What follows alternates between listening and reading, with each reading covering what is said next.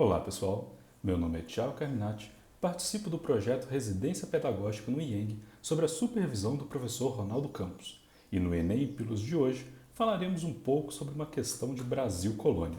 Caso queira responder a questão antes da revisão, pause o vídeo e retorne para saber se acertou e o que mais podemos aprender sobre esta pergunta.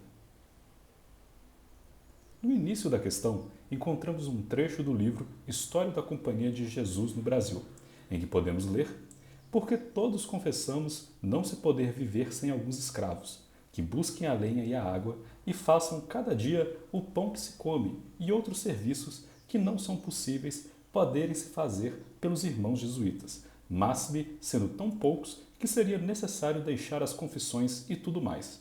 Parece-me que a Companhia de Jesus deve ter e adquirir escravos, justamente por meio que as constituições permitem, quando puder, para nossos colégios e para casas de meninos.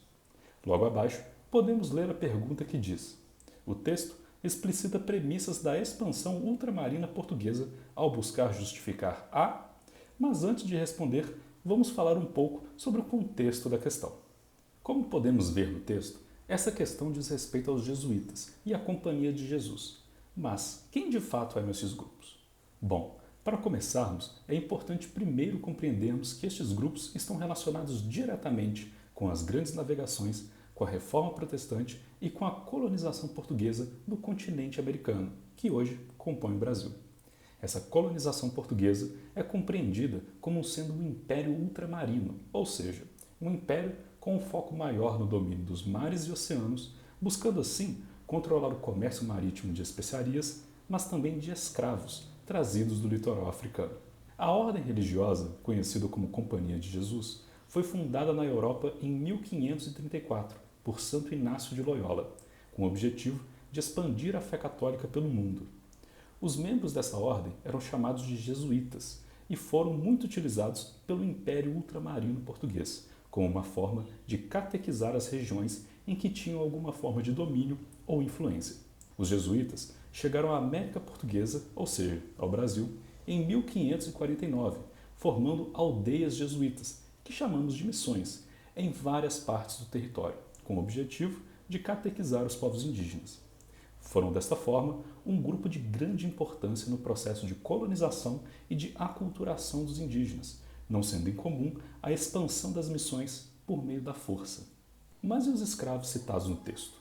Pois bem, os jesuítas, em diversos momentos, chegaram a defender os povos indígenas da escravidão. Porém, essa defesa não se estendia ao trabalho escravo dos africanos negros, sendo utilizados nas plantações e em outros trabalhos no interior das missões.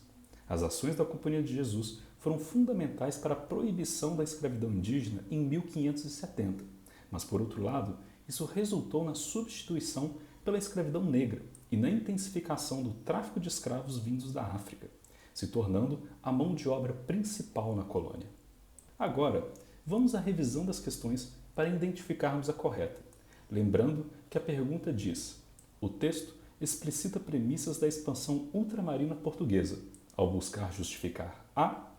Opção A: propagação do ideário cristão.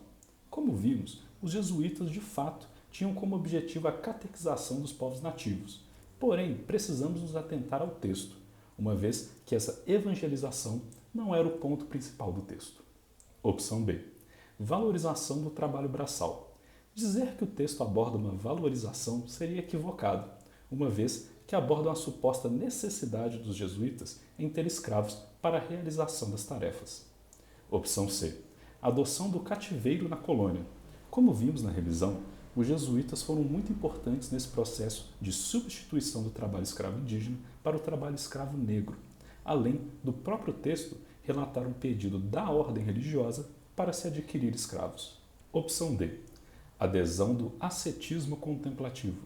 Esse ponto nem chega a ser abordado na questão. A ideia de ascetismo diz respeito ao desenvolvimento espiritual. E por mais que as missões tivessem um motivo religioso, esse não é o foco da questão. Opção E: alfabetização dos indígenas nas missões. Os jesuítas foram muito importantes na formação educacional durante o Brasil colonial. Mas, novamente, o texto da questão não diz respeito a este aspecto da ordem religiosa. Agora, pause o vídeo e pense, qual dessas você marcaria como correta?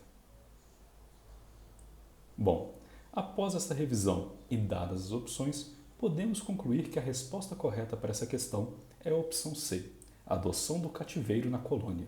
E você, acertou a questão? O que achou dessa revisão? Deixe um comentário aqui embaixo e nos conte qual outro tema gostaria que abordássemos aqui. Esperamos ter ajudado e até a próxima!